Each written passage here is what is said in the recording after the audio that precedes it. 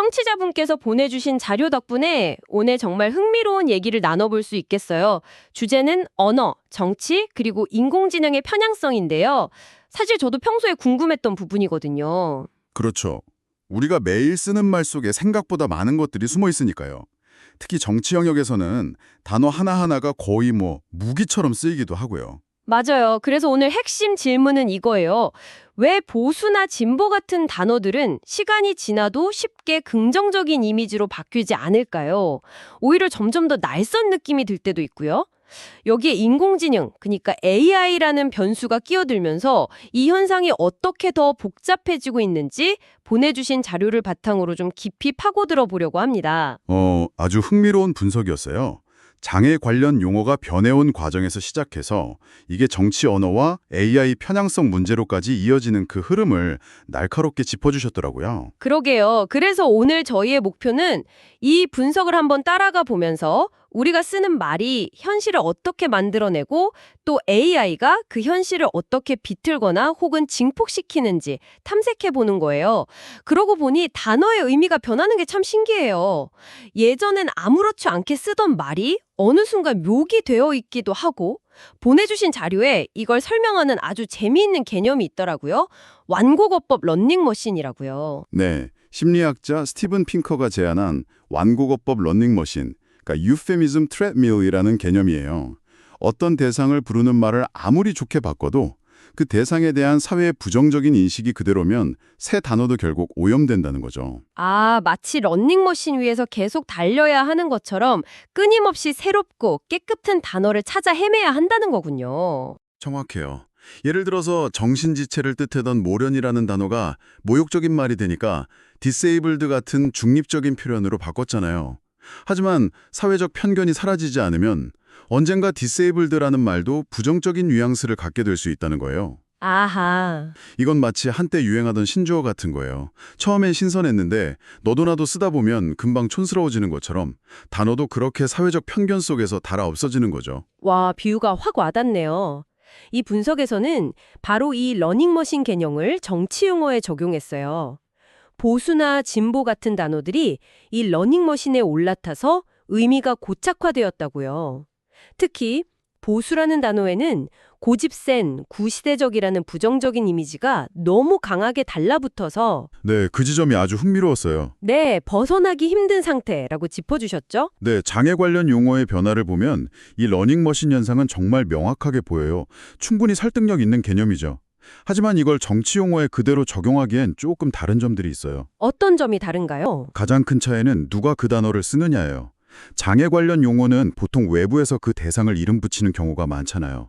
하지만 보수나 진보는 자기 정체성의 핵심이거든요. 보수주의자들은 스스로를 보수주의자라고 부르면서 그 단어가 가진 전통 수호나 안정 추구 같은 긍정적 가치를 계속 지키고 재정해야 하려고 싸웁니다. 아, 그러네요.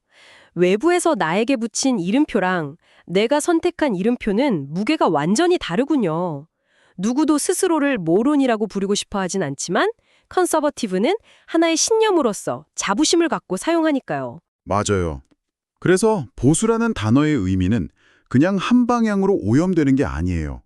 오히려 그 의미를 둘러싼 아주 치열한, 담론 투쟁, 즉 의미 전쟁이 벌어지는 거죠. 진보 진영에서는 보수를 시대에 뒤떨어졌다고 공격하고 보수 진영에서는 진보를 세상 물정 모르는 이상주의라고 공격하잖아요. 그렇죠. 서로 공격하죠. 이건 한쪽으로만 도는 러닝머신이라기보다 양쪽에서 서로 자기 쪽으로 의미를 끌어당기려는 줄다리기에 더 가까워요. 단방향 오염이 아니라 양방향 의미 전쟁이라 훨씬 더 역동적인 그림이네요. 그럼 이 복잡한 언어의 전쟁터에 AI라는 새로운 플레이어가 등판하면서 상황이 어떻게 바뀌는지 한번 보죠. 분석 자료에서 가장 우려하는 지점이 바로 이 부분이었어요. AI가 만드는 편향의 악순환이요. 네, AI가 기존의 편향을 그냥 배우는 수준을 넘어서 그걸 더 크게 증폭시키고 다시 사회에 뿌리는 과정. 이게 지금 AI 윤리 분야에서 가장 뜨거운 감자 중 하나예요. 그럼 이 무서운 악순환이 대체 어디서부터 시작되는 걸까요? 일단 AI가 먹는 밥, 즉 데이터부터 문제인 거죠. 네, 바로 거기서부터죠. 첫 단계가 데이터 학습이에요. AI는 인터넷에 있는 어마어마한 양의 글을 읽고 배워요. 그런데 그 데이터 안에는 이미 진보는 좋은 것, 보수는 고집스러운 것 같은 뉘앙스가 담긴 글들이 넘쳐나는 거죠. 특히 젊은 세대나 언론, 학계 사람들이 많이 쓰는 플랫폼의 데이터일수록 그런 경향이 더 강할 수 있고요. 그렇게 편향된 밥을 먹은 AI는 그걸 어떻게 소화하나요? 그게 두 번째 단계, 연관성 형성으로 이어져요. 쉽게 말해서 AI가 수많은 글을 읽으면서 단어 연상 퀴즈를 푸는 것과 같아요. 보수라는 단어 옆에 고집, 옛날, 반대 이런 단어가 자꾸 같이 나오면 AI는 아, 얘네는 한 팀이구나 하고 서로 가깝게 묶어버리는 거죠. 반대로 진보 옆에는 미래, 혁신, 창의성 같은 단어들이 붙고요. 머릿속에 의미 지도가 그려지는 거네요. 그렇게 지도가 완성되면 실제로 결과물을 만들어낼 때 문제가 생기겠군요. 그렇죠. 세 번째 단계가 결과물 생성이에요. 이 상태의 AI에게 사용자가 미래 사회에 필요한 리더십은 뭘까요? 같이 중립적으로 보이는 질문을 던져요. 그럼 AI는 확률적으로 미래, 혁신과 가까이 있는 진보적 가치를 담은 단어들을 조합해서 답을 내놓을 가능성이 훨씬 커지는 거예요. 보수적 가치 같은 건 아예 언급되지 않거나 과거에 머무르지 말고 같은 식으로 좀 부정적으로 묘사될 수 있고요. 와, 그 설명을 들으니 좀 소름이 돋는데요. 제가 쓴 글이 나중에 AI를 훈련시켜서 이런 편견을 더 단단하게 만드는 데 쓰일 수도 있다고 생각하니까요. 이게 마지막 단계랑 연결되는 거겠네요? 네, 가장 우려스러운 네 번째 단계, 재학습과 고착화죠. 사람들이 AI가 생성한 은근히 편향된 글을 읽고 그걸 바탕으로 또 인터넷에 글을 써요. 그럼 나중에 AI는 그 글까지 포함해서 다시 학습하죠. 이론적으로는 편향의 눈덩이처럼 불어나는 완벽한 구조예요. 실제로도 이런 경향이 관찰되나요? 네, 최근 여러 연구에서 대규모 언어 모델, 그러니까 LLM들이 정치적으로 약간 진보 쪽으로 기울어져 있다는 결과가 나오고 있어요. 대표적인 AI 모델들을 분석해봤더니 그렇더라는 거죠. 아, 정말요? 주로 영어권 인터넷, 위키피디아, 레딧 같은 데이터를 학습한 것과 또 AI를 미세 조정하는 인간 평가자들이 주로 젊고 교육 수준이 높고 도시에 사는 인구 집단이라는 점을 원인으로 꼽고 있어요. 그렇군요. 그런데 아까 말씀하신 4단계의 재학습 과정이 이론적으로는 완벽해도 현실에서도 그대로 적동하나요? 아주 예리한 질문이에요. 사실 현실에서는 약간 다르게 작동해요. 현재 구글이나 오픈AI 같은 주요 AI 개발사들은 모델 붕괴 현상을 막기 위해서 AI가 직접 생성한 컨텐츠는 다음 훈련 데이터에서 일부러 빼고 있어요. 모델 붕괴요? 그건 뭔가요? AI가 자기 복제품만 계속 학습해서 점점 멍청해지고 품질이 떨어지는 현상이에요. 마치 근친교배를 반복하면 유전적 다양성이 사라지는 것과 비슷하다고 할 수 있죠. 아, 그래서 AI가 쓴 글을 AI가 바로 다시 먹는 그런 직접적인 루프는 차단하려고 노력해요. 그럼 악순환은 없는 건가요? 아니요. 좀 더 간접적으로 일어나요.